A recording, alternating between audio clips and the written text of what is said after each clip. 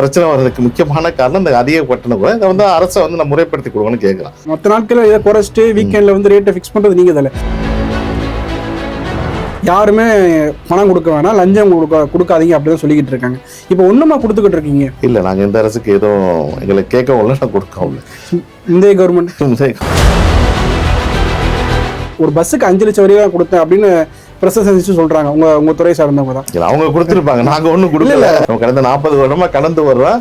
எல்லா ஆட்சியும் இன்னைக்கு நடக்குது. அத முதல்வர் என்னதான் சொன்னாலும் அது பேச்சுலதான், வெறும் பேச்சாதான் இருக்கும். அதிகாரிகள் ஒன்றும் மாறல அப்படின்றீங்க. கவர்மெண்டே வந்து கிளாம்பகத்துக்கு ஆம்னிக்குன்னு ஒதுக்கின பிறகு நீங்க கோயம்பேட்டில் இருக்கீங்க, அதுவே இஷ்யூவா இருக்கு. சுற்றுச்சூழல் மாசு குறைக்கணும், டிராபிக்கை குறைக்கணும். நீங்க ஆம்னி பேருந்துல போற பயணி வந்து அரசு பேருந்து ஏறி போவாரா? அதிகமானவர் பாதிக்கப்படுறாங்க சென்னையில போக்குவரத்து நெரிசனால. இந்த பஸ் போச்சுன்னா 2-3 கார் போயிடும், ஒரு 40 பைக் போகும். அந்த டயத்துல இது போர்டிங் போட்டு ஏத்திக்கிட்டு இருக்காங்க. நிறுத்த இடம் ஒதுக்கி கொடுங்க. ஏன் ஆம்னி பேருந்து பண்ணக்கூடாது? ஆம்னி பேருந்து பண்ணக்கூடாது? ஆம்னி பேருந்து தீண்டத்தகாதவர்களா? சிட்டிக்கு வந்து ஆட்கள் அப்பதான் வருவாங்க, அவுட்டர்லாம் ஆட்கள் வர மாட்டாங்க. அரசு பேருந்துல ஏறி போயிருவாங்க. 2 மணி நேரம் டிராவல் பண்ணி அங்க வந்து எப்படி பேருந்து, ஒரு மெட்ரோ கனெக்டிவிட்டி இருக்கா? என்ன கனெக்டிவிட்டி இருக்கு? நீ அரசு பேருந்தை மட்டும் நம்பி எப்படி பயணிகள் வருவாங்க? கோயம்பேடுக்கு முன்னாடி பாரிஸ்ல இருந்துச்சு. அந்த பாரிஸ்ல இருந்து கோயம்பேடு வரப்போ கோயம்பேடு காடு அப்படி இருந்த ஏரியா தான். அதுக்கப்புறம் தான் டெவலப் ஆச்சு. அதே மாதிரி இதில் சார் ஒரு மாற்றம் வேணும், சேஞ்ச் வேணும்னு சொல்லி தான் கிளாம்பக்கம் அரசு கொண்டு போயிருக்காங்க.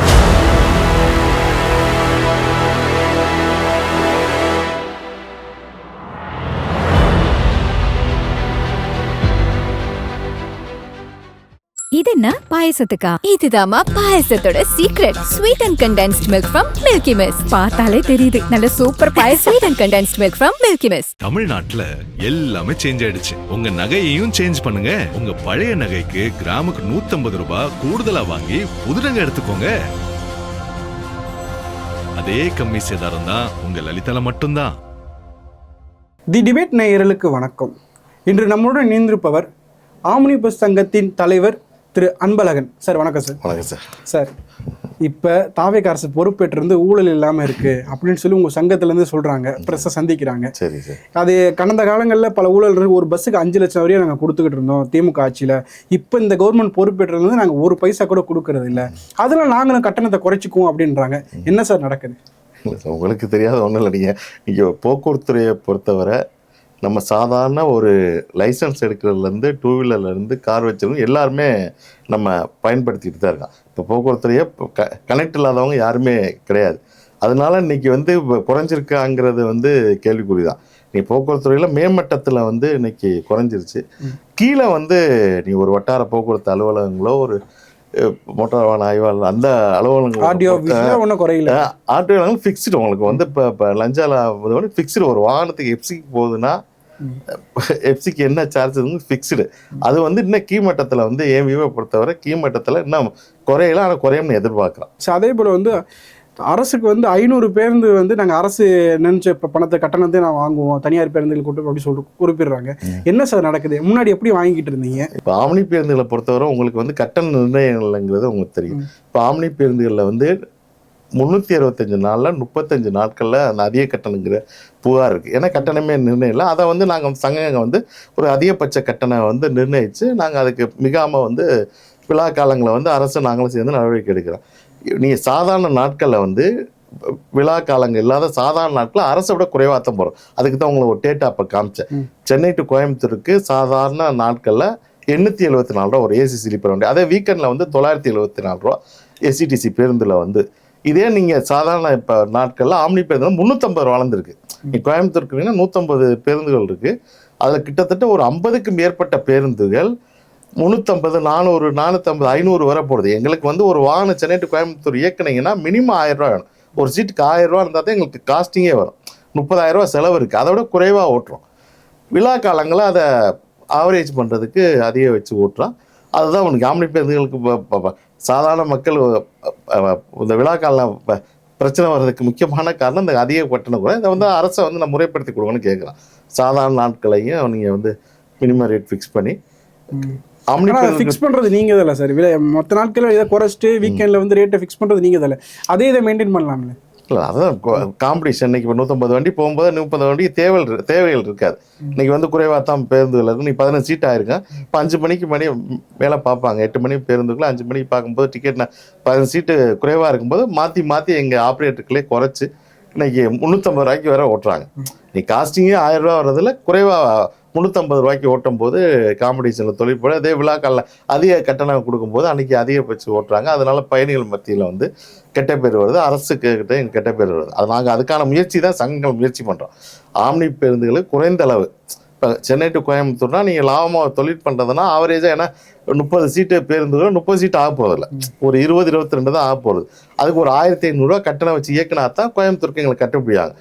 அது மாதிரி ஃபிக்ஸ் பண்ணி எல்லா காலகட்டத்திலையும் அப்படி இயக்கிறதுக்கான முயற்சியை தான் அரசுக்கு முயற்சி பண்ணுறோம். அரசு அதுக்கான முயற்சியில் எடுத்துக்கிட்டு இருக்காங்க. சார் அது என்ன சார் 500 பேருந்து, அது என்ன சார் கணக்கு? ஏன்னா சென்னையிலேருந்து மதுரைக்கு ஒரு நாளைக்கு போகிறதே 500 பேருந்து வந்துடும். இல்லை அவர் நண்பர் அது என்ன கான்செப்டில் அவங்க சொன்னாங்கன்னு தெரியும். எங்கள் சங்கத்திலேருந்து தெரிவிக்கலாம். அவர் நண்பர் ஒரு கான்செப்டில் சொல்லியிருக்காங்க. அவர் போய் இன்னைக்கு நேற்று அவங்களும் ஆம்னி பஸ் தான் போய் ஒரு கேட்டிருக்காங்க. அவர் என்ன ஆல்ரெடி நாங்கள் குறைவாக தானே 365 330 அரசு பேருந்து குறைவாக ஓட்டுறாங்க. அவர் நண்பர் என்ன சொல்றாங்க, அரசு பேருந்து கட்டணத்தில் ஓட்ட போனாங்க, அது குறைவாக தானே ஓட்டுறாங்க. 330 நாள் நாங்கள் அரசு பேருந்தை விட ரொம்ப குறைவான கட்டணத்தில் ஓட்டுறோம். நீ பயணிகளை கேட்டால் தெரியும். நீங்கள் பயணிக்கிறீங்க சாதாரண நாட்கள்ல இப்போ திங்கள் டு வியாழன் வந்து அதிகமாக பயணம் யாரும் செய்ய போகிறதில்ல, வெள்ளி சனி வேறு தான் யூஸ் பண்ணிக்கிட்டு இருக்காங்க. அந்த டயத்தில் இதெல்லாம் நீங்கள் ப்ரைஸ் அதிகமாக வச்சுக்கிறதால கொஷினாக வருது. இல்லை அது வந்து இன்றைக்கி உலக வர்த்தகமே நீங்கள் ஒரு 10 வருடங்களுக்கு முன்னாடி நான் பேருந்து ஓட்டும் போதெல்லாம் நீங்கள் வந்து இப்போ சென்னை டு பொன்னமராதிக்கு வந்து கட்டணம் எப்படின்னா 270 ரூபான்னு வச்சுங்க ஒரு எக்ஸாம்பிள். விழா காலங்கள் வச்சா 100 ரூபா ஆயிடுத்தோம். இப்போ தீபாவளி பொங்கலுக்கு அங்கேருந்து வண்டி எம்டிஆர் வரும்போது 100 ரூபா 370 ரூபா இருந்துச்சு. இது நிறைய இந்த ஆன்லைன் காமர்ஸ் பிஸ்னஸ் உள்ளே வரும்போது அவங்க வந்து அப்படி அதவே மாற்றிட்டாங்க. டிஸ்கவுண்ட்டு ஆஃபர் இது மாதிரி கொடுத்து சாதாரண நாட்களில் வந்து குறைவாகவும் விழா காலங்கள் அதிகமாகவும் இந்த உலக வர்த்தகமே மாறிடுச்சு. இன்றைக்கி ஃப்ளைட்டு, ரயில்வே, நம்ம அரசு பேருந்து நீங்கள் வீக் டேஸில் ஒரு ரேட்டு, வீக்கெண்டில் ஒரு ரேட்டு, அது மாதிரி எல்லா உலக வர்த்தகம் மாறினதுனால நாங்களும் மாற வேண்டிய கட்டாயம் தள்ளப்பட்டோம். அதனால இன்னைக்கு இந்த பிரச்சனையில் இருக்கோம்.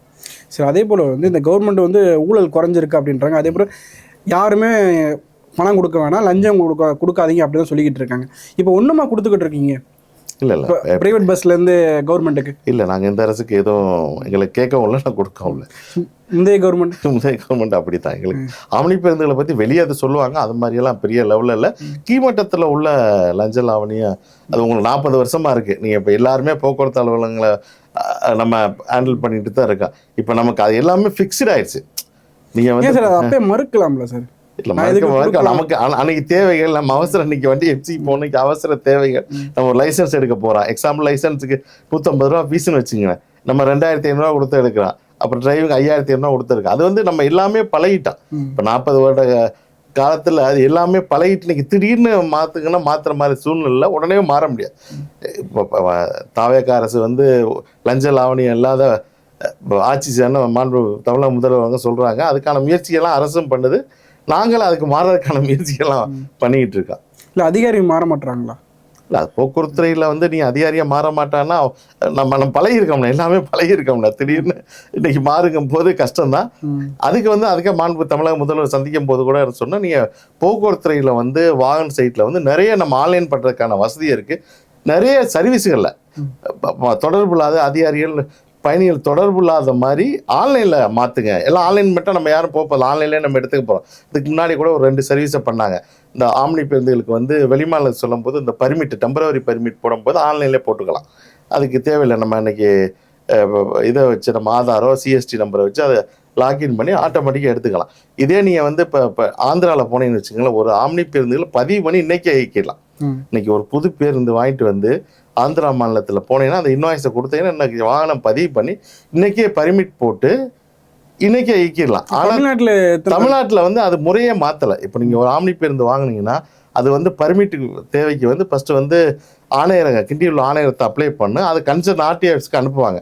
இவரை வந்து ஆம்னி பேருந்து இயக்க தகுதியானவரான அந்த ஆர்டிஓ வந்து மோட்டார் ஆணைய ஆய்வாளருக்கு அனுப்பிச்சு அவரை வந்து நம்மளை வெரிஃபை பண்ணுவார். வீட்டில் வந்து வெரிஃபை பண்ணி ஒரு தகுதியானவர் ரெக்கமெண்ட் பண்ணி அப்புறம் தான் கொடுக்கும். இது ப்ராசஸ் 1 மாதம் ஆயிடும்.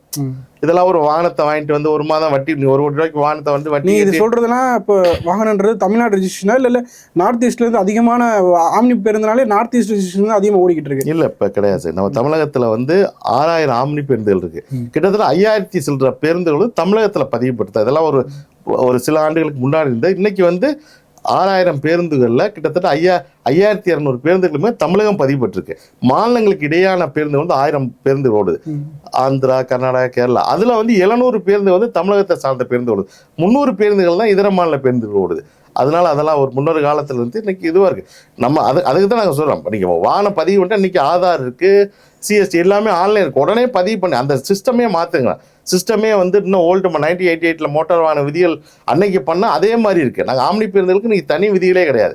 இந்தியா முழுவதும் கிட்டத்தட்ட நீங்க பார்த்தீங்கன்னா 32 லட்சம் பேருந்துகள் இருக்கு. ஆனா இன்னும் வந்து இப்ப பழைய விதிகளே வச்சுக்கிட்டு அன்னைக்கு ஒரு தேவைகள் வேற மாதிரி இருந்தது, அதே விதிகளை வச்சிருக்கு. 1988 ஆக்டை வந்து இன்னைக்கு புதுசா தேவையானதுக்கு மாத்துங்கன்னு தான் கோரிக்கை இருக்கு. அதான் ஆம்னி பேருந்துகளுக்கு தனி விதிகளே இல்லை. சுற்றுலா பர்மிட் வச்சு தான் ஆம்னி பேருந்து இயக்குறோம். அது வந்து சில காலகட்டத்தில் தவறா சொல்றேன், ஆம்னிக்கு தனி இதுவும் சுற்றுலா பேருந்துக்கு தனியா வைக்கதான். ஆமா, பர்மிட் கொடுங்க. அது கொடுத்தா தானே இப்ப நீங்க ஆம்னி தனிநபராட்டி ஏற்றக்கூடாதுங்கிறாங்க. தனிநபர் ஏற்றாம எப்படி நீங்க இயக்குவீங்க? அது மாதிரி நிறைய மாறுபட்ட சட்ட விதிகள்லாம் நிறைய மாறும். அதுக்கேற்ற மாதிரி மாற்றி கொடுக்கணும். மாற்றி கொடுத்தாதான். ஏன்னா இன்னைக்கு வந்து கிட்டத்தட்ட நம்ம தமிழகத்தில் நகரங்களுக்கு இடையான தொலைதூர போக்குவரத்தில் 70% மேலே ஆம்னி பேருந்துகள் இது பண்ணுறான். கிட்டத்தட்ட நீங்கள் வந்து அரசு வந்து கிட்டத்தட்ட இப்போ 21,000 பேருந்துகளை வந்து பல லட்சம் பல கோடிகளை வந்து மக்கள் பணத்தை வந்து செலவு பண்ணி இயக்கிக்கிட்டு இருக்காங்க. இதே ஆம்னி பேருந்துகளுக்கிட்ட கிட்டத்தட்ட வருடத்துக்கு வந்து 700 கோடிக்கு மேலே வந்து வருவாய் கொடுக்குறோம். அரசுக்கு வருவாயை கொடுத்து அரசுக்குள்ள பாடனை குறைச்சி நாங்கள் இயக்குறோம். தொலைதூர போக்குவரத்தில் 70% மேலே நாங்கள் பயணிகளுக்கு வந்து உதவுறோம். அதில் ஒரே பிரச்சனை வந்து நீ 325 நாள் 35 நாள் கட்டணங்கிற ஒரே பிரச்சனை. வேற எந்த பிரச்சனையுமே ஆம்னி பேருந்துகளாம் அரசு கிடையாது. ரெவன்யூ வருது, அரசுக்குள்ள பெரிய பாரத்தை நாங்கள் சுமக்கிறோம். ஆனால் ஆம்னி பேருந்துகளுக்கு தேவையான எந்த இன்ஃப்ராஸ்ட்ரக்சரும் மத்திய அரசும் சரி மாநில அரசும் பண்ணி கொடுக்கறதே இல்லை. இது கடந்த திமுக ஆட்சியிலும் அதிமுக எல்லா ஆட்சிகள்லையுமே பண்ண இந்த ஆட்சியில் கோரிக்கை வச்சிருக்கான். நீ ஒன்றும் இப்போ நீங்கள் இங்கே தமிழகத்தில் வந்து சென்னையிலேருந்து மட்டுமே 1400 ஆம்னி பேருந்து இயக்குறேன். இப்போ இருந்து ஆம்னி பேருந்து 200 பேருந்துங்க தான் நிறுத்த முடியும். மீதி பேருந்து எங்கே நிறுத்த முடியும்? இல்லை, கவர்மெண்ட்டே வந்து கிளாம்பாக்கத்துக்கு ஆம்னிக்குன்னு ஒதுக்கின பிறகு நீங்கள் கோயம்பேட்டில் இருக்கீங்க, அதுவே இஷ்யூவாக இருக்கு. இல்லை சார், கிளாம்பாக்கத்து நீங்கள் பயணிகள் நீங்கள் இப்போ இங்கே வட சென்னையிலேருந்து கிளாம்பாக்கத்துக்கு 2 மணி நேரம் ட்ராவல் பண்ணி பயணிகளுக்கு வசதியாக இருக்கா சொல்லுங்கள்? இல்லை, டிராஃபிக் சென்னையில் அதிகமாக டிராஃபிக்காக இருக்குது இந்த ஆம்னி பேருந்து. இல்லை சார், இப்போ நீங்கள் வந்து இந்த கிளாம்பாக்கம் பேருந்து நிலையம் எதுக்கு உருவாக்குனாங்கன்னா சென்னையிலேருந்து சுற்றுச்சூழல் மாசு குறைக்கணும், டிராஃபிக்கை குறைக்கணும். நீங்கள் ஆம்னி பேருந்தில் போகிற பயணி வந்து அரசு பேருந்து ஏறி போவாரா? போக மாட்டார். நீ அவர் ஆம்னி பேருந்து 40 பயணிகள் போறாருன்னா அவர் என்ன பண்றாரு? ஒரு பஸ்ஸுக்கு பதிலாக 40 கார்ல போறாரு. இதே அரசு பேருந்துகள் போற பயணிகள் இப்போ என்ன பண்றாங்க? ஒரு பஸ்ஸுக்கு போறதுக்கு பதிலாக 2 பஸ் போறாங்க. நீ அந்த டேட்டா நீ 2024 நம்ம வானகரம் டோல்கேட் டேட்டாவை எடுத்தாவே தெரியும் எவ்வளோ வண்டி போயிட்டு வருது. பொது போக்குவரத்தை வந்து நகரங்களுக்குள்ள தான் வைக்கணும். உலக பொருளாதாரம் சொல்றாங்க, உலக பொது போக்குவரத்து நிபுணர்கள்லாம் சொல்றாங்க. பொது போக்குவரத்தை நகரங்களுக்குள்ள வச்சா தான் நம்ம போக்குவரத்து நெரிசல் குறையும், சுற்றுச்சூழல் மாசு குறைபாடெல்லாம் வந்து பண்ணலாங்கிறது சொல்றாங்க. ஆனால் அரசு வந்து மத்திய மாநில அரசுகள் இதுக்கு எதிர்மறையாக பண்ணிட்டு இருக்கு. இல்லை சார், இது உங்கள் லாபத்துக்காக நீங்கள் யூஸ் பண்ணுறீங்களோ? சிட்டிக்கு வந்து ஆட்கள் அப்போ தான் வருவாங்க, அவுட்டர்லாம் ஆட்கள் வர மாட்டாங்க. இல்லை சார், அரசு பேருந்தில் ஏறி போயிடுவாங்க. இல்லை சார், நாங்கள் தனியார் பேருந்து நாங்கள் சம்பாதிக்காக தான் தொழில் பண்ணுறோம். இது வந்து உங்கள் தொழில். அந்த தொழில் நஷ்டப்படுறதுக்காக பண்ண மாட்டா. அதே வேளையில் பயணிகள் வரணும். பயணிகள் சும்மா பேருந்து ஓட்ட முடியாது. நீ அரசு ஓட்டலாம். அரசுக்கு வந்து இப்போ நம்ம மக்கள் பணம் இருக்கு, ஓட்டலாம். இது தனியார் ஓட்ட முடியுமா? நீங்கள் பேருந்து ஓட்ட முடியாது. அதே மாதிரி நீங்கள் வட சென்னையிலேருந்தோ தென் சென்னையிலேருந்தோ எப்படி பயணிகள் அங்கே வருவாங்க சார்? 2 மணி நேரம் ட்ராவல் பண்ணி அங்கே வந்து எப்படி பேருந்து ஒரு மெட்ரோ கனெக்டிவிட்டி இருக்கா? என்ன கனெக்டிவிட்டி இருக்குது? நீ அரசு பேருந்தை மட்டும் நம்பி எப்படி பயணிகள் வருவாங்க? அந்த கிளாம்பாக்கம் பேருந்து சிறப்பான பேருந்து, உலகத்தர வாய்ந்த பேருந்து, ஏர்போர்ட்டுக்கு நிறைய பேருந்து இல்லையா? ஆனால் அந்த பகுதி மக்களுக்கு தான். இப்போ ஆம்னி பேருந்துகளில் ஒரு 30 சீட்டு உள்ள பயணிகள் பேருந்துகள் அங்கே போகும்போது அங்கே வந்து ஒரு 20% பயணியை தான் ஏறுறாங்க. அந்த பகுதியில பேருந்து தான். கோயம்பேடுக்கு முன்னாடி பாரிஸ்ல இருந்துச்சு. அந்த பாரிஸ்ல இருந்து கோயம்பேடு வரப்போ கோயம்பேடு காடு அப்படி இருந்த ஏரியா தான். அதுக்கப்புறம் தான் டெவலப் ஆச்சு. அதே மாதிரி இதெல்லாம் சார் ஒரு மாற்றம் வேணும், சேஞ்ச் வேணும்னு சொல்லி தான் கிளாம்பாக்கம் அரசு கொண்டு போயிருக்காங்க. இல்லை சார், நீங்கள் வந்து இப்போ பயணிகள் வந்து கிட்டத்தட்ட ஒரு நாளைக்கு 1 லட்சம் பயணிகள் வந்து தென் தமிழகத்துக்கு போகிறாங்க சார். தென் தமிழகத்துக்கு போகும்போது அவங்க இப்போ நீங்கள் ஒன்றுமே இல்லை, 40 காரில் போகணுமா ஒரு பஸ்ஸில் போகணுமான்னு முடிவு பண்ணுங்க. 40 காரில் போகும்போது அதுக்குள்ளே வந்து டீசல், பெட்ரோலு, சுற்றுச்சூழல் மாசு, அதுக்குள்ளே இட நெருக்கடி. இதே ஒரு பஸ்ஸில் போகும்போது அதெல்லாம் தேவையில்லை. இது வந்து அரசு இது மாதிரி தான். நீங்கள் இப்போ உலகத்தில் எங்கே வேணாலும் பாருங்கள், எங்கே வேணாலும் பொது போக்குவரத்து வந்து சிட்டிக்குள்ள தான் வச்சுருப்பாங்க, அவுட்டர்லேயே கொண்டு வராங்க. ஆனால் நம்ம இந்தியாவில் தான் அது மாதிரி மாற்றம் நடைபெறுது. நீங்கள் ஒரு railway station, central railway station எடுத்தீங்கன்னா ஃபஸ்ட்டு என்ன பண்ணுவாங்கன்னா, ஃபஸ்ட்டு வந்து பேருந்து நிறுத்தத்துக்கான வசதி தான் உருவாக்குவாங்க. ஆனால் நம்ம மாறுதலாக பண்ணுறோம். ஃபஸ்ட்டு 2 வீலர் நிறுத்த இடம் பார்க்கிங் வைப்போம், அப்புறம் கார் வைப்போம், அப்புறம் தான் பொது போக்குவரத்து வாகனங்களை வைப்போம். அரசு பேருந்து எப்படி பண்ணுறோமோ அதே மாதிரி தனியார் பேருந்து பண்ண போகிறோம். அரசோடு சேர்ந்து நாங்கள் என்ன வேறு நீங்கள் என்ன பண்ணுறோம், பயணிகளுக்கான சர்வீஸை தானே இது பண்ணுறோம். முறைப்படுத்த வேண்டிய அரசுடைய கடமை, அதை அரசு பண்ணணும். நீ இப்போ சென்ட்ரல்லேருந்து ஒரு பேருந்து பிக்கப் பண்ணால் இப்போ சென்ட்ரல்லேருந்து இப்போ நம்ம பிக்கப் பண்ணுறோம், ஆனால் எங்கே ரோட்டில் வச்சு பிக்கப் பண்ணுறோம் பயணிகளை. இதெல்லாம் அரசு தேவைன்னா அரசுகளுக்கான பேடன் குறையுதுண்ணே. நீ இப்போ இது வந்து நாங்கள் இப்போ அவுட்டரில் போய் கிளாம்பாக்கத்துலேருந்து ஓட்ட போகிறோம்னா கிளாம்பாக்கத்தை பயணிகளை வந்து ஓட்ட போகிறோம், அங்கே மெட்ரோ கனெக்டிவிட்டி வரணும், எல்லாம் வந்துச்சுன்னா ஓட்ட போகிறோம். இப்போ எதுவுமே இல்லாமல் நீ பயணிகள் எப்படி வருவாங்க? காரில் தான் வருவாங்க. இதை புரிஞ்சுக்கிறது தான் கோர்ட்டு வந்து இப்போ அந்த வழக்கில் வந்து நீங்கள் ஆம்னி பேருந்துகளை வந்து நீங்கள் பொது போக்குவரத்து வாங்கலாம், அவங்க தடை பண்ணக்கூடாதுன்னு சொல்லிட்டாங்க. ஒரு இடைக்கால ஆணை பெற்று இயக்கி வந்தால் இப்போ வந்து வழக்கில் ஃபைனலாக வந்து வழக்கில் வந்து உயர்நீதிமன்றமே சொல்லிட்டாங்க, ஆம்னி பேருந்துகள் வந்து சென்னை நகரத்துக்கு வர எந்த தடையும் இல்லைன்னு சொல்லிட்டு உத்தரவு பிறப்பிச்சிருக்காங்க. அது எப்பவுமே தமிழகத்தில் பல இடங்கள்லேருந்து கிட்டத்தட்ட நாங்கள் ரெட்டில்ஸ்லேருந்து பேருந்து ஸ்டார்ட் பண்ணுறேன், ஆவடியிலேருந்து ஸ்டார்ட் பண்ணுறோம், மாதவரத்துலேருந்து ஸ்டார்ட் பண்ணுறோம். அந்த ஏரியா பயணிகள்லாம் இப்போ இதில் பயணிக்கிறாங்கண்ணே. இப்போ அரசு வந்து இப்போ ஒரு கிலோமீட்டருக்கு இயக்க வந்து இப்போ அரசுக்கு வந்து ரெவன்யூ வந்து இப்போ ரெவன்யூலாம் கிட்டத்தட்ட 30-40% பர் கிலோமீட்டருக்கு லாஸ் வருது அரசு பேருந்தில். அவங்க சேவை மனப்பான்மையில தான் அதை பண்ணிட்டு இருக்காங்க. நாங்கள் அரசு பண்ணா சேவை மனப்பான்மை, தனியார் பண்ணா சேவை மனப்பான்மை. அரசு பண்ணும்போது சேவை மனப்பான்மை சொல்றீங்க, ஏன்னா அரசோட குறைவான கட்டத்துல இயக்குற எங்களுக்கு சேவை மனப்பான்மை இருக்காது. அவங்க பிக்சட் ரேட்ல இருக்காங்க, எல்லா நாளுமே 302 நாள் ஒரே ரேட்ல அப்படின்னு இருக்கு சார். ரயில்வேல பிக்சடா சார் இருக்கு. ரயில்வே நீங்க பாருங்க, ரயில்வேல 700 ரூபா இருக்கு, 2000 ரூபா போகுது. பிக்சர் ரேட்னா நீங்க இப்போ அது தக்கல் மறுப்பையில மாறுது. இப்போ நம்ம ஒரு மாசத்துக்கு முன்னாடி டிக்கெட் பண்ணால் அது ஒரு ரேட்டு, நாளைக்கு வேணும் நமக்கு டிக்கெட்ன்றது தக்கல் முறையில் அவங்க இது வச்சிருக்காங்க, ஃபிக்ஸ் பண்ணியிருக்காங்க ரேட்டு. அப்படின்றப்ப இப்போ ஒரு உங்கள் ட்ராவல்ஸில் ஒரு ரேட்னு வச்சுக்கோங்க சார், வேற ஒரு ட்ராவல்ஸில் ஒரு ரேட் டிஃப்ரென்ஸ் ஆகுதுல்ல, அதனால சார் இங்கே மக்களுக்கு ஒரு டவுட்டு. அதுக்கு தான் நாங்கள் ஒழுங்குபடுத்துகிறோம். அரசு வந்து நீங்கள் வந்து உலகத்தில் வந்து எல்லா பொது போக்குவரத்துலையும் அந்த பொது போக்குவரத்து வாகனங்கள் டோல்கேட் கிடையாது, டீசல் சப்சிடி கிடையாது. தனியார் பேருந்து உரிமையில ஒரு ஒற்றுமை இல்லாமல் இருக்காங்களோ சார்? நம்ம ஒரு இது வந்து தொழில் தான் பண்ணி ஒரு தொழில் பண்ணும்போது அதில் காம்படிஷன் இருக்கு, போட்டி இருக்கு, அது வேற. அது வந்து அது நல்லது தான், மக்களுக்கு நல்லது, அரசுக்கு நல்லது தான். அப்போ தான் நல்ல சர்வீஸ் கொடுப்பாங்க, அது பண்ண அது ஒரு பிரச்சனை கிடையாது. இதை வந்து அரசு வந்து ஒரு பொது போக்குவரத்தை வந்து ஒரு வருவாய் பண்ற இதுவா. அரசு பேருந்துகளை பொறுத்தவரை வருஷத்துக்கு 4000-5000 கோடி வந்து நஷ்டம் தான் வருது. இதே பற்றி இப்போ தனியார் பேருந்துகளை மட்டும் நீங்கள் ரெவன்யூ பார்க்கக்கூடாது. அரசு பார்க்குறதோட கீழே உள்ள அதிகாரிகளை வந்து அரசு தனியார் ஆம்னி பேருந்துகளை பார்த்துட்டாங்கன்னு வச்சுக்கோங்க, இதில் சாலை வரி இல்லாமல் நீங்கள் ஒரு பேருந்து இயக்க முடியாது. வருடத்துக்கு ஒரு பேருந்து லஞ்சமும் சேர்த்து சொல்றீங்க? இல்ல, லஞ்சங்கிறது அது இப்போ உங்களுக்கு தெரியாத ஒன்றும் இல்லை. அது இல்லை, நீங்க சொல்லலாம் லஞ்சம் இல்லாத அரசா தான் இருக்கும் அப்படின்றாங்க. அரசு லஞ்சம் இல்லாம தான் இருக்கு. கீழே உள்ள அதிகாரி எல்லாம் மாறணும், கொஞ்சம் மாற. அதிகாரி வாங்கினாலும் அந்த அரசை தான் குறிக்கும். அதிகாரி வாங்கினா ஒரு ஆம்னி பேருந்துகளுக்கு 6 லட்சம் ரூபாய் ஒரு வருடத்துக்கு சாலை வரி செலுத்துறான். நீங்க வழியில எல்லாம் பேருந்துகள் போகும்போது வாகன சோதனைன்னு சொல்லிட்டு வண்டியை 2 மணி நேரம் 3 மணி நேரம் வண்டியை நிறுத்தி வச்சுக்கிறாங்க. அதெல்லாம் இப்போ குறைக்க வேண்டிய தமிழகத்துக்கு இன்னும் அதிகமாக இருக்குது. இந்தியாவில் எங்கேயுமே இது மாதிரி வாகன சோதனை இருக்குது. வாகன சோதனை நீங்கள் ஒரிசாலாம் பார்த்தீங்கன்னா டோல்கேட் இருக்குது. டோல்கேட்டில் ஆட்டோமேட்டிக்காக வண்டி போகும்போது வண்டி ரிஜிஸ்ட்ரேஷன் நம்பரை வந்து ரிஜிஸ்ட்ரேஷன் நம்பரை வச்சு ஆட்டோமேட்டிக்காக அதுவே ஃபைன் அடிச்சிடும். நீங்கள் வண்டி ஒரு எஃப்சி இல்லாமல் ஓட்டினாவோ ஒரு வண்டியில் ஏதோ ஒரு டேக்ஸ் இல்லாமல் ஆட்டோமேட்டிக்காக ஃபைன். ஆனால் இன்னும் வந்து நம்ம சாலைகளை வந்து மோட்டார் வாகன ஆய்வாளராக போக்குவரத்து அளவை நிறுத்தி வச்சு வாகனங்களை வந்து 2-3 மணி நேரம் நிறுத்தி வச்சுட்டு அதில் பயணிகளை இது பண்ணி இன்னைக்கு காலையில் கூட கோயம்பேட்டில் வந்து ஒரு 10 மேற்பட்ட வாகனங்களை வந்து நிறுத்தி வச்சுக்கிட்டு சோதனைங்கிற பேரில் வந்து ஒரு போக்குவரத்து அதிகாரி வந்து எத்தனை வாகனத்தை ஒரு நேரத்தை செக் பண்ண முடியும்? அதெல்லாம் தேவையில்லாத வேலையெல்லாம் நடந்துட்டு இருக்கு. இதில் பயணிகள் நிறைய பாதிக்கிறாங்க. லஞ்சம் வாங்குறதுக்காக தான் இந்த நடைமுறைப்படுத்துறாங்களா? இல்லை, அது நாங்கள் லஞ்சம் வாங்குறதுக்காக சோதனை பண்ணுறாங்களா, லஞ்சம் வாங்குறது அதை நம்ம சொல்ல முடியாது. அது வந்து அதெல்லாம் டிஜிட்டலைஸாக பண்ணலாம். நம்ம போக்குவரத்துல நிறைய வந்து ஆன்லைனில் ரொம்ப டிஜிட்டலைஸ் பண்ணிட்டா ரொம்ப யாருக்கும் இடைஞ்சல் இருக்காது. ஏற்கனவே கிட்டத்தட்ட 135க்கு மேற்பட்ட ஆர்டிஓ அலுவலகங்களில் பாதி கிட்டத்தட்ட 30-40 ஆர்டிஓவே இல்லாமல் இருக்காங்க.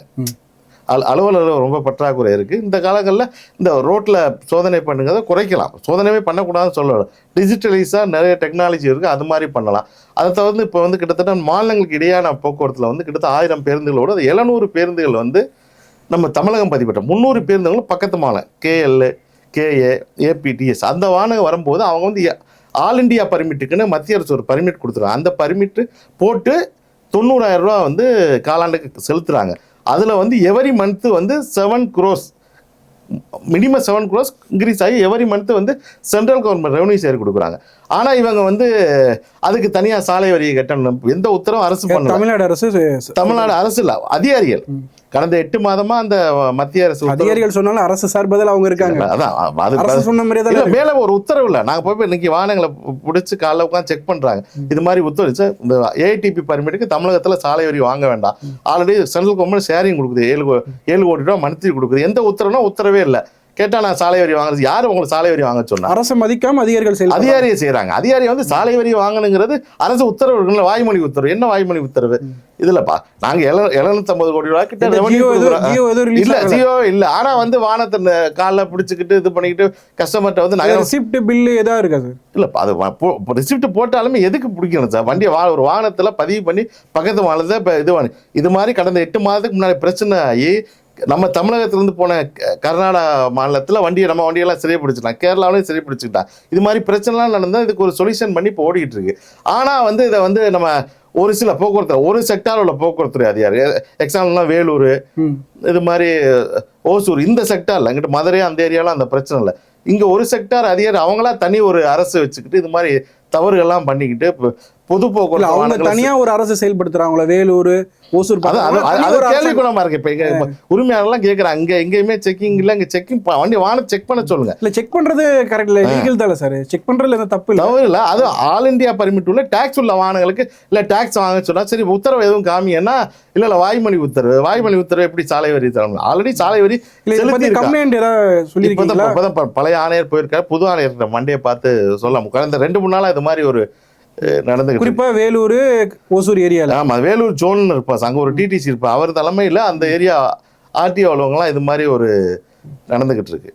சரி, இப்போ இந்த தாவேகா கவர்மெண்ட் பொறுப்பேற்று 2 மாதங்கள் ஆச்சு. நீங்கள் கடந்த ஆட்சியும் பார்த்துருப்பீங்க. இப்போ எப்படி சார் இருக்கு? உங்களுக்கு சுமூகமாக ஃபேஸ் பண்ண முடியுதா, இல்லை அவங்களோட இஷ்யூ கொண்டு போக முடியுதா?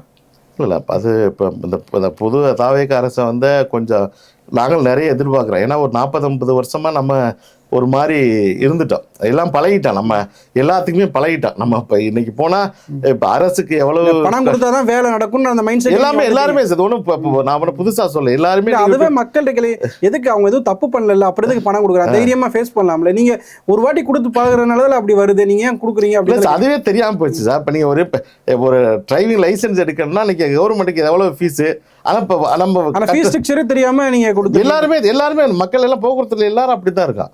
இப்போ ஒரு வாகனம் எஃப்சிக்கு போச்சுன்னா அதுக்கு எஃப்சி பீஸ் ஒரு 600 700 இன்னைக்கு எஃப்சி பண்ணுறதுக்கு 10,000 ரூபா செலவாகுது. அது எல்லாமே நம்ம பழகிட்டோம். இன்னைக்கு போய் திடீர்னு மாற்றணுங்க போது மாற்றணும் கொஞ்சம் கொஞ்சமாக, ஆனால் மாறுவதற்கான நல்ல சூழ்நிலையே இருக்குது. இப்போ ஏன்னா இப்போ மேலே யாரும் உடனே சொன்ன உடனே கவனத்தில் கொள்கிறாங்க, உடனே நடவடிக்கை எடுக்கிறாங்க. அதனால நான் வந்து நல்ல வரவேற்பாக தான் அதை பார்க்குறேன். இந்த தவேகா அரசு வந்து இப்போ செயல்பாடுகள்லாம் நல்லா பார்க்குறேன். போக்குவரத்துறையும் மாற்றங்கள் நிறைய வருங்கிறத பார்க்குறேன். அதே வேளையில் இன்ஃப்ராஸ்ட்ரக்சர், பொது போக்குவரத்து வாகனங்களுக்கு இன்ஃப்ராஸ்ட்ரக்சர் தேவை. இப்போ ஒரு நாளைக்கு சார் நீங்கள் தினசரி வந்து ஃப்ளைட்டில் 5 லட்சம் பயணிகள் போகிறாங்க. இதே ஒரு ரயில்வேயில் வந்து நம்ம இந்தியா ஃபுல்லாக 2.5 crores பீப்புள் போகிறாங்க. இதே மெட்ரோ சேர்த்துனா 3.5 crores போகிறாங்க. இதே பேருந்துகளில் 38 கோடி பேர் ஒரு நாளைக்கு பயணிக்கிறாங்க. அதில் 6.5 கோடி பேர் வந்து அரசு பேருந்துகளில், 32.5 crores பீப்புள்ஸ் வந்து தனியார் வாகனங்கள். ஆனால் அதுக்குள்ளே இன்ஃப்ராஸ்ட்ரக்சர் இருக்குன்னா இல்லவே இல்லை. மத்திய அரசும் சரி மாநில அரசுக்கும் சரி, நீங்கள் 5 லட்சம் தினசரி போகிறவங்களுக்கு உள்ள இன்ஃப்ராஸ்ட்ரக்சரு வேற மாதிரி இருக்குது. இதே 38 கோடி பயணிகளை போகிற இன்ஃப்ராஸ்ட்ரக்சர் வேற மாதிரி இருக்குது. ஏன்னா அவங்க விஐபி போகிறதுனால அப்படி இருக்கா, இது சாதாரண மக்கள் போகிறதுனால இன்ஃப்ராஸ்ட்ரக்சர் ஒரு போதுமான பேருந்து நிறுத்தங்கள் கிடையாது.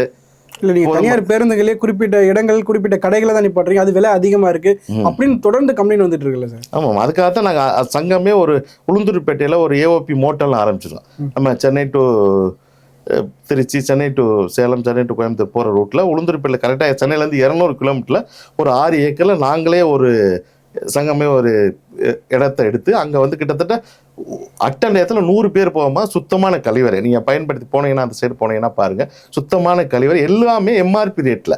டீ 20 ரூபா, வாட்டர் பாட்டில் என்ன எம்ஆர்பி அதே மாதிரி வச்சு நாங்கள் வச்சு நடத்திக்கிட்டு இருக்கோம். அங்கே ஒன்று வாகனம் பழுதுபாக்கம் வசதி, ஒரு ஸ்பேர் வாகனம், அது மாதிரி சங்கங்களே பண்ணியிருக்கோம். அதுக்கு நிறைய இடங்களில் பண்ணலான்னு பிளானில் இருக்குது. ஏன்னா இப்போ வழியில் ஃபுல்லாக நீங்கள் உங்களுக்கு தெரியும், வழியில் மோட்டல் ஃபுல்லாக இருக்குது. அதெல்லாம் தவிர்க்க வேண்டாமா தான் அதை பண்ணியிருக்கோம்.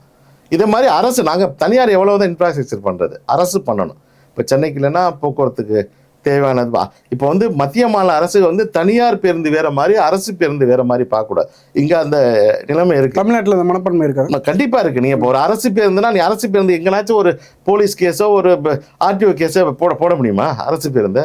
ஆனால் தனியார் பேருந்து சிட்டிக்குள்ள வந்தாவே நீங்கள் இப்போ இங்கே புறப்பட்டு நீங்கள் இப்போ தாம்பரம் போகிறதுக்குள்ள 10 போக்குவரத்து காவலர் வண்டி எடுத்து எப்படி உள்ள வர பரிமிட் இருக்கு, எப்படி நாங்கள் காமிச்ச பின்னாடி லீகலா எல்லாம் இருந்தால் அப்புறம் எதுக்கு சார் நம்ம பண்ணோம்? இது பழகி போச்சு. நீங்கள் ஒரு நாள் சார் சென்னையில் ஒரு நாளைக்கு பள்ளி கல்லூரி கம்பெனிக்கு போகிற வண்டி 10,000 வண்டி ஓடுது சார். பஸ்ஸஸ் மினி பஸ்லேருந்து பெரிய பஸ்ஸு. இதே ஆம்னி பஸ்ஸஸ் வந்து ஒரு 1400 பஸ் தான் போகுது. ஆனால் ஆம்னி பஸ்ஸுக்கு இயக்க அவ்வளோ பிரச்சனைகள். நீங்கள் போக்குவரத்துறை அதிகாரியும் சரி, காவல்துறை போக்குவரத்து அதிகாரியும் சரி, இது வந்து நாங்கள் என்னமோ இங்கே வேற அன்ஆத்தரைஸ் தொழில் பண்ணுற மாதிரி இருக்குது ஒரு சூழ்நிலை இருக்குது. இதே நீங்கள் ஒரு வாகனத்தில் இப்போ வந்து ஒரு பேருந்தை வந்து கிட்டத்தட்ட நைட்டு ஃபுல்லாக 6-7 மணி நேரம் ஓட்டிகிட்டு போகும்போது அங்கே போய் ஒரு ஆர்டிஓ 1 மணி நேரம் 2 மணி நேரம் நிறுத்தி வைக்கும் போது அந்த டிரைவரோட மனநிலை எப்படி இருக்குது? இதெல்லாம் வந்து அரசு தான் டாக்குமெண்ட் கொண்டு போய் இந்த இது நடந்துகிட்டு இருக்கு. ஆமாம், இன்னைக்கு சார் ப்ராப்பர் டாக்குமெண்ட் இல்லைன்னா பேருந்துகளை இயக்க முடியாது. அதான் ஒரு காலத்தில் நீங்கள் சொல்லுவீங்க. அது மாதிரி இன்னைக்கு வந்து கிட்டத்தட்ட நீங்கள் சென்னை டு திருச்சி போகிறனாவே எத்தனை டோல்கேட் தாண்ட வேண்டியது இருக்குது. ஒரு பதிவாயிருது. பதிவாகும்போது தவறுகள் பண்ணி இன்னைக்கு இயக்கவே முடியாது. ஆம்னி பேருந்துகளை பொறுத்தவரை நீங்கள் 99.9% இன்னைக்கு தவறு பண்ண வாய்ப்பே இல்லை. 0.1% எதுவும் பண்ணுறாங்களான்னு தெரியல, வாய்ப்பே இல்லை இன்னைக்கு. ஏன்னா கிட்டத்தட்ட அப்படி ஒரு வாகனத்தை இடையில நெரிச்சு ஒரு போக்குவரத்து அதிகாரி ஏதோ இல்லைன்னு சொன்னாவே பயணிகள் ஏற மாட்டாங்க. தொழில் போட்டி, காம்படிஷன், அதெல்லாம் நிறைய அது மாதிரி தொழிலே பண்ண முடியாது. இதை வந்து அரசு அதிகாரிகள் வந்து இது ஒரு பொது போக்குவரத்து வாகனமாக பார்க்கணும். அரசு பேருந்து தனியார் பேருந்துகளையும் தனியா பிரிச்சு அரசு குறிப்பிட மாட்டீங்க. அரசு வந்து சொல்லியிருக்கேன். முதலமைச்சரா விஜய் அவர்கள் இருக்காரு, முதலமைச்சர் அமைச்சரா இருக்காரு. அவங்களை குறிப்பிடாம அதிகாரிகள் மட்டுமே நம்ம பாயிண்ட் ஆஃப் வியூ பண்றோம். இல்ல சார், இல்ல நீங்க புது அரசு வந்திருக்கு. மாண்பு முதல்வர் வந்து சந்திச்சு என்னென்ன கோரிக்கைங்கிற வச்சு அந்த கோயம்பேடு பேருந்து நிலையம், கோயம்பேடு பேருந்து ஏசியாவிலே பெரிய பேருந்து நிலையம், அந்த பேருந்து நிலையம் சும்மா இருக்கு. டெம்பரரி பேசலாச்சும் பஸ் உள்ள நிறுத்த அனுமதியும் கூட. ஏன்னா நீங்க மாலை பொழுதுல பார்த்தீங்கன்னா கோயம்பேடை சுத்தி அவ்வளோ டிராஃபிக் ஆயிரும். நீ பயணிகளை வந்து அங்கே ஏற்றினா தான் பயணிகள் மெட்ரோவில் வந்து இறங்கவோ பேருந்து வந்து இறங்கி பயணிகள் பயணிக்க ஈஸியாக இருக்கும். அங்கே நிறுத்தியது அதை அங்கே இப்போ பயனற்று உள்ளே இருக்குது. கொஞ்சம் பேருந்துகளும் நிறைய இடம் சும்மா இருக்குது. அந்த பேருந்து நிலையத்தை கொடுங்கன்னு அரசு கேட்டிருக்கான். அரசு கன்சிடர் பண்ணுறோம்னு சொல்லுவீங்க. அதே மாதிரி போக்குவரத்துறை அமைச்சர் அவர்கள்ட்டையும் நிறைய ஆன்லைன் பண்ணுங்க, புது பர்மிட் வர்றது, நீங்கள் ரினியூவல் பண்ணுறது, இதெல்லாம் வந்து பர்மிட் ரினியூவலுங்கிறது நமக்கு தேவையில்லை. டிஓ பண்ணுறது, நீ ஒரு ஆம்னி பேருந்துகளை வந்து பெயர் மாற்றம் பண்ணுறது கிட்டத்தட்ட 6 மாதம் காலம் ஆகுது. நீ ஒரு நான் உங்கள்கிட்ட மட்டும்தானா? தமிழ்நாட்டில் மட்டும்தான்.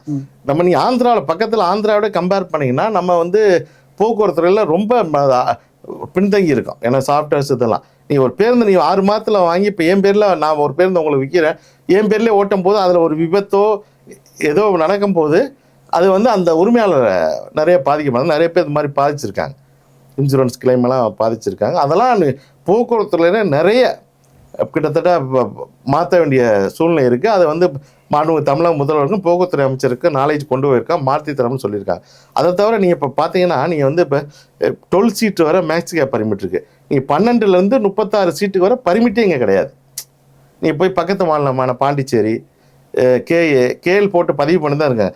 அது மாதிரி பண்ணோம்னு வச்சுங்களேன். இப்போ 12 சீட்டுலேருந்து ஒரு 18 சீட்டு, 22 சீட்டு, 24 சீட்டு, 28 சீட்டு பர்மிட்லாம் நம்ம தமிழ்நாட்டை கொடுத்தோம்னா அது மூலியமாக ஒரு 300 கோடி ரூபா ரெவன்யூ வரும் அரசுக்கு.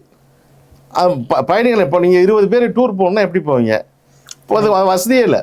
ஒன்று வந்து இப்போ 12 சீட்டு மேக்ஸி கேப்லேயே வச்சு ஓட்டுறாங்க, சீட்டு அதிகமாக வச்சு ஓட்டுறாங்க. அவங்களுக்கு வந்து இன்சூரன்ஸ் இதெல்லாம் நிறைய பிரச்சனை இருக்குது. அவங்க விரும்பி ஓட்டுறதில்ல. அந்த 12 சீட்டு உள்ள வாகனங்கள் 20 சீட்டு போட்டுங்க நிறைய வாகனங்கள் ஓடுது. ஆனால் அவங்க வந்து விரும்பி பண்ணுறதில்ல.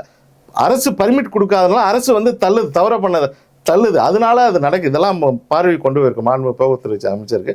அவங்க வந்து இந்த பர்மிட்லாம் இப்போ தரம்னு சொல்லியிருக்காங்க. இந்த இடைப்பட்ட 12 சீட்டு 36 சீட்டுக்கு இடைப்பட்ட சீட்டு இருக்க கொண்ட பர்மிட்லாம் தரம்னு சொல்லியிருக்காங்க. பொறுத்துன்னு தான் பார்க்கணும். இப்போ தான் நம்ம இது பண்ணியிருக்கோம். போன ஆட்சியில் இந்த இஷ்யூ சால்வ் ஆகலை, இந்த கவர்மெண்ட் வந்து சால்வ் ஆயிருக்கு அப்படிங்கிறத பார்க்குறீங்களா? இல்லை இப்போ தான் நான் போக்குவரத்துறையை பொறுத்தவரை இப்போ தானே வந்திருக்காங்க. நம்ம உடனே வந்து எதுவும் பண்ண இப்போ அவங்க புரிஞ்சுக்கணும் நமக்கு என்ன பிரச்சனை. இப்போ எங்களுக்கு நாங்கள் இதிலே 20-25 வருஷமா இருக்கு, என்ன பிரச்சனை அவங்களுக்கு அந்த பிரச்சனை புதிதாக இருக்குது. அவங்களுக்கு நாங்கள் புரிய வைக்க முயற்சி பண்ணணும். முயற்சி பண்ணிட்டு புரிஞ்சு பண்ண கால அவகாசம் கொடுக்கணும். நீங்கள் சொல்லக்கூடிய விஷயத்தை புரிஞ்சுக்கிற அளவுக்கு அவங்க ஈஸியாக அப்ரோச் பண்ணுறாங்க பண்ண முடியுதா? அதெல்லாம் பண்ணுறேன். அதெல்லாம் ஒன்றும் பிரச்சனை இல்லை. இல்லை லாபி இருக்கா? இல்லை அதெல்லாம் அது மாதிரி லாபியெல்லாம் எங்கேயும் கிடையாது. ஈஸியாக நாங்கள் அக்சஸ் பண்ணுறோம். அரசை பொறுத்தவரை எந்த லாபியும் ஈஸியாக அக்சஸ் பண்ணுறோம். கடந்த திமுக ஆட்சியில் சார் இல்லை அதே இப்போ எந்த அரசுலையும் சரி நாங்கள் வந்து ஏன்னா அன்றைக்கி நாங்கள் ஒரு இப்போ திடீர்னு ஒரு ஸ்ட்ரைக்கு நாங்கள் இந்த ஏடிபி பர்மிட்டை ஒரு 8 மாதம் முன்னாடி ஒரு ஸ்ட்ரைக்கு நினச்சோம். உடனே கூட்டி எங்களுக்கு பிரச்சனையை சால்வ் பண்ணி கொடுத்தாங்க. ஏன்னா அது வந்து நீங்கள் வந்து இன்றைக்கி வந்து நீங்கள் தமிழகத்தில் பயணிகளுக்கான போக்குவரத்து முக்கியமான துறை. நீங்கள் ஒரு நாள் அந்த ஆம்னி பேருந்து இயங்காமல் இருந்துச்சுன்னா இன்றைக்கி என்ன விளைவுங்கிறது அரசுக்கு தெரியும். அதனால அரசுக்கு வருவாயும் கொடுத்து பயணிகள் போக்குவரத்தை வந்து இவ்வளவு இம்பார்ட் ரொம்ப இதை வந்து எல்லா அரசுமே கவனமாக தான் கையாளுறாங்க. நாங்களும் பயணிகள் விஷயத்தை ரொம்ப கவனமாக கையாளுறோம். அந்த அரசு வந்து இப்போ இதை கொஞ்சம் கூடுதல் கவனம் எடுத்தோன்னு தான் வருவாயாக வருவாய் வரும் துறையாக பார்க்க வேணாம். இப்போ வர்ற ஆணையர்கள்லாம் அதில் வந்து ரெவன்யூ கிளாஸ் ரெவன்யூ இப்போ அரசு பேருந்தாலும் வருஷத்துக்கு எவ்வளோ ரெவன்யூ லாஸ், அதே மாதிரி இதை ரெவன்யூவாக பார்க்கக்கூடாது. எப்படி சாலை வரி அதிக கூட்டலாம், எப்படி ரெவன்யூ ஆவணி பஸ்ஸில் போகணும்னு பார்க்கக்கூடாது. அதே கடமையாக இருக்காங்க ஆணையர்கள்லாம். இதில் அரசுல வந்து இதில் எவ்வளவு ரெவன்யூ கூடுதலாக பண்ணலாங்கிற நோக்கத்தோட வர்றாங்க. அதை வந்து அரசு வந்து தவிர்க்கணும். இது வந்து ஒரு பயணிகளுக்கான சேவை பிரிவாக பண்ணி பயணிகளுக்கான வசதியை ஏற்படுத்த தான் பண்ணணும். அரசுகளோட தனியார் சேர்ந்து பயணிகளுக்கான வசதியை ஏற்படுத்த அது அரசு அமைச்சர் முன்னெடுத்தாலும் அதிகாரிகள் மனசு வச்சாதான் நடக்கும் அப்படின்றீங்களா? ஆமாம்மா, அது அதிகாரிகள் ஒரு மனப்பகத்தில் வேற மாதிரி இருக்காங்க. ஒன்றும் ஆம்னி பஸ்லாம் நிறுத்து ஓரம் நிறுத்து செக் பண்ணுறது. ஆம்னி பஸ் என்ன பண்ண முடியும்? நீங்கள் சாலை வரி செலுத்துகிற இயக்குற பயணிகளை தான் ஏற்றுறா. அதுக்கு முறைப்படுத்தி கொடுங்க. நீங்கள் இப்போ கோயம்பேடில் பேருந்து அந்த பக்கத்தில் ரோட்டில் நிற்கிறதா டிராஃபிக்ங்கிறது எங்களுக்கும் தெரியும். அதுக்கு ஒரு இடம் ஒதுக்கி கொடுங்க. கோயம்பேடில் அவ்வளோ இடம் இருக்குது. மார்க்கெட் பார்க்கிங் இரவில் சும்மா தான் இருக்குது, பஸ் ஸ்டாண்ட் சும்மா தான் இருக்குது. அதை இப்போ நீங்கள் போய் இப்போ போக்குவரத்து ஒரு நாளைக்கு கட்டணம் எவ்வளோ சார் செலுத்துறீங்க? 150 ருபீஸ் சார் சென்னைக்குள்ளே நிப்பாட்டுறதுக்கு. இது நம்ம கோயம்பேடில் நிறுத்து 150, கிளாம்பாக்கம் பேருந்து நிலையத்தில் நிறுத்து 150. அது கூட இப்போ 500 ரூபா அதிகரிக்குன்னு சொன்னாங்க. நாங்கள் அப்புறம் மாண்பு சிஎம்டி அமைச்சரை சந்தித்து இது அதிகரிக்காங்க நான் வந்து சொல்லி இப்போ 150 ரூபாயை கொடுத்து விட்டுருக்கோம். தமிழகம் முழுவதும் ஆம்னி பேருந்துகளுக்கு வந்து போதுமான இன்ஃப்ராஸ்ட்ரக்சர் உருவாக்கணும் சார். ஏன்னா கிட்டத்தட்ட தொலைதூர பயணிகள் போக்குவரத்தில் அரசுக்கு இணையாக அரசுக்கு எந்த லாஸ் இல்லாமல் அரசுக்கு வருவாய் கொடுத்து இயக்கிற துறை வந்து ஆவணி பேருந்து துறை. அதுக்கு வந்து இன்ஃப்ராஸ்ட்ரக்சர் வந்து அரசு பண்ணணும். அது வந்து எங்களுக்கு பண்ணல, பயணிகளுக்கு பண்ணுறீங்க. எங்களுக்கு நாங்கள் அவுட்டரில் எங்கேயே நிறுத்தி வண்டி மெயின்டெனன்ஸ் பண்ணுறோம். பயணிகள் வந்து ரொம்ப கஷ்டப்படுறாங்க. ஒரு வண்டியில் போடிங் கோயம்பேடில் ஏறுறதுக்கு ரொம்ப கஷ்டப்படுறாங்க. அந்த பேருந்து நிறுத்தி 200 பஸ் தான் நிறுத்த முடியுது. மீதி உள்ளவெல்லாம் அங்கே எங்கள் அலுவலகம் முன்னாடி எல்லா அலுவலகம் இந்த பெரிய பெரிய டிராவல்ஸ் நிறுவனங்க ஒரு ஏக்கர் இடம் வச்சு அங்கே போடிங் பண்ணுறாங்க. சிறு நிறுவனங்கள் 5 பஸ் 10 பஸ் வச்சுருக்கலாம். போடிங் பாயிண்ட் ஏற்று ரொம்ப கஷ்டப்படுறாங்க. அதனால பயணிகள் ரொம்ப கஷ்டப்படுறாங்க. அது இன்ஃப்ராஸ்ட்ரக்சர் வந்து நிறைய அரசு இடங்கள் வந்து காலியா இருக்கு. அதை வந்து தற்காலிக முறையிலோ இல்லை பர்மனன்ட் முறையிலோ கொடுத்து சார். இந்த இப்போ பஸ்ஸில் போகிறதுல ஒரு 50 பேர் போகிறாங்க, 40 பேர் போகிறாங்கன்னா அவங்கள காட்டிலும் அதிகமானவர் பாதிக்கப்படுறாங்க சென்னையில் போக்குவரத்து நெரிசனால. இந்த பஸ்ஸு போச்சுன்னா 2-3 கார் போயிடும், ஒரு 40 பைக் போகும். அந்த டயத்தில் இது போர்டிங் போட்டு ஏற்றிக்கிட்டு இருக்காங்க. குறிப்பாக அந்த 7-8 மணி 6 மணியை போல ஒரு பஸ் தவிர்த்தீங்கன்னா 40 கார் அங்கே நிற்கிது சார். அதை புரிஞ்சுக்கங்க. வெவ்வேறு இடத்துக்கு போறவங்க அதனால பாதிக்க இல்ல சார். ஒரு பஸ் நீங்க தவிர்த்தீங்கன்னா அது 40 கார் போகும். நீங்க ஒரு பஸ்ஸை நிறுத்தி அங்க ஓடங்கிற அரசு பேருந்து 3300 பேருந்து சென்னையில் இயங்குது. அதுக்கு எப்படி பஸ் ஸ்டாண்ட் பண்ணிருக்கீங்க? ஏன் ஆம்னி பேருந்து பண்ணக்கூடாது? ஆம்னி பேருந்தை பண்ணக்கூடாது? ஆம்னி பேருந்து தீண்டத்தகாதவர்களா? ஏன் பண்ணக்கூடாது? நிறுத்த இடம் ஒதுக்கி கொடுங்க. அதை ஒதுக்கி கொடுத்தா பிரச்சனை போயிடுது. நீங்க ஒரு அரசு பேருந்த ஒரு ஆம்னி பேருந்தை கட் பண்ணிட்டு 40 கார் போறதுக்கான வழிவகை தான் அரசு பண்ணிட்டு இருக்காங்க மத்திய அரசு. அதை புரிஞ்சுக்கணும். அதை புரிய வச்சுக்கல. கடந்த திமுக ஆட்சியில அதை புரிஞ்சுக்காம தான் இருந்துட்டாங்க. இப்ப தாவேகா அரசு எப்படி சார் புரிஞ்சுக்குவாங்களா? புரிஞ்சுக்கணும் தான் கோரிக்கை வச்சுக்கிட்டு இருக்கா. எல்லா அரசும் மத்திய மாநில அரசுகள் வந்து இதை புரிஞ்சுக்கிட்டு அதுக்கு தேவையான இன்ஃப்ராஸ்ட்ரக்சர் பண்ணி கொடுக்கணும். இந்த அரசு பொறுப்பேற்றதுக்கு அப்புறம் பள்ளி கல்வித்துறையில கடந்த ஆட்சியில ஊழல் நடந்துச்சு. இப்ப 1 பைசா கூட வாங்கல, அனுமதி கொடுத்துட்டாங்க. அதே மாதிரி பொதுப்பணித்துறை அதே போல தான் இப்போ போக்குவரத்து துறையும் கடந்த ஆட்சியில் ஊழல் நடந்துச்சு. நான் ஒரு பஸ்ஸுக்கு 5 லட்சம் வரையும் தான் கொடுத்தேன் அப்படின்னு பிரஸ் செஞ்சு சொல்றாங்க. உங்க துறையை சார்ந்தவங்க தான். இல்ல அவங்க கொடுத்துருப்பாங்க, நாங்க ஒண்ணும் இல்ல கொடுக்கல. உங்க துறையை சார்ந்தவங்க குறிப்பிடுறாங்க. இருப்பாங்க. ஒரு நிர்பந்தத்தில் இருக்காங்களா, ஒரு நம்ம ஆளுங்கட்சி வந்தோம்னா நம்ம ஒரு இதுல போயிடுவோம், அவங்க ஆளுங்கட்சி சப்போர்ட்ல போயிடுவோம், அதனால ஒரு இது எடுக்கிறீங்களா? இல்ல அப்படியெல்லாம் கிடையாது சார். நீங்க வந்து நாம் வந்து வட்டார போக்குவரத்து அலுவலகங்கள்ல நீங்க ஒரு எக்ஸாம்பிள் ஒரு லஞ்சம் இல்லாம நீங்க ஒண்ணுனாச்சும் நடக்குதா? நீங்க எல்லாருமே நீங்க ஒரு 2 வீலர் லைசன்ஸ் வாங்க போயிருப்பீங்க, 2 வீலர் ரிஜிஸ்ட்ரேஷன் போயிருக்கு, கார் ரிஜிஸ்ட்ரேஷன் இருக்கா? இல்ல, கிடையவே கிடையாது. யாருமே ஒத்துக்க முடியாது. நீங்க ஒரு வட்டார போக்குவரத்துலங்க ஒரு பைசா லஞ்சம் இல்லாம வேலை நடக்குன்னு யாருனாச்சும் சொல்ல யாராலுமே சொல்ல முடியாது. எல்லாருக்கும் தெரிஞ்சதுதாங்க. எல்லா ஆட்சிகள்லையும் நம்ம கடந்த 40 வருடமா கடந்து வர்றோம். எல்லா ஆட்சியும் இன்னைக்கு நடக்குது. முதல்வர் என்னதான் சொன்னாலும் அது பேச்சுல தான், வெறும் பேச்சா தான் இருக்கும். அதிகாரிகள் ஒன்றும் மாறல அப்படின்றீங்க. இல்லை, மாறுவாங்கன்னு எதிர்பார்க்குறான். மாறுவாங்கன்னு முதல்வர் நல்லா நடவடிக்கை எடுத்துக்கிட்டு இருக்காங்க. நிறைய ஆணையர்கள்லாம் இதுக்கு முன்னாடி ஆணையர்லாம் தவறு பண்ண உடனடியாக மாற்றுறாங்க. அதனால இதுவும் மாறும்னு எதிர்பார்க்குறான். நல்ல தொடக்கமாக இருக்குது, மாறும்னு எதிர்பார்த்துக்கிட்டு இருக்கேன். நல்லது நடக்கும், வெயிட் பண்ணுவோம். நம்ம எல்லாரும் சேர்ந்தது. நம்ம இப்போ தமிழகமே லஞ்ச லாவணியம் இல்லைன்னு போக்குவரத்துல சொல்லுவோம். எல்லாருமே நான் அனுபவிக்கிறோம். நாங்கள் ஆவணி பேருந்து உரிமையாளர்கள் மட்டும் இல்லை, எல்லா லாரி உரிமையாளர்லேருந்து வேன் உரிமையாளர்கள்லேருந்து எல்லாருமே அதை நம்ம கையாண்டுக்கிட்டு தான் இருக்கு. தனியாக 2 வீலர் வச்சிருக்கவங்க, கார் வச்சிருக்கவங்க, போக்குவரத்து காவலர்கள், போக்குவரத்து துறை அலுவலர் வரை நம்ம பாதிக்கப்பட்டுட்டு தான் இருக்கோம். அதுக்கு முறைப்படுத்தி அதெல்லாம் ஒரு சிஸ்டமேட்டிக் பண்ணி ஆன்லைன் பண்ணி இந்த தவறு பண்ணுறவங்கள நடவடிக்கை எடுக்கணும். அதில் நம்ம குறுக்கிடல. அதுக்கெல்லாம் நிறைய டெக்னாலஜி வந்துச்சு. அது மாதிரி நடவடிக்கை எடுத்தாங்கன்னா லஞ்ச லாவணியம் குறையுங்கிறது உங்களுடைய கோரிக்கையாக இருக்குது, முக்கிய கோரிக்கை. சரி, இறுதியாக ஒரு கேள்வி. இப்போ தாவேக்கா அரசுக்கு நீங்கள் ஒரு அட்வைஸ் பண்ணணும் அப்படின்னா என்ன சொல்ல வரீங்க இந்த கவர்மெண்ட்டுக்கு? ஏன்னா நீங்கள் இந்த துறையில் பல ஆண்டுகளாக இருக்கிறீங்க, உங்களுக்கு நல்லா தெரியும் இந்த துறையை பற்றி.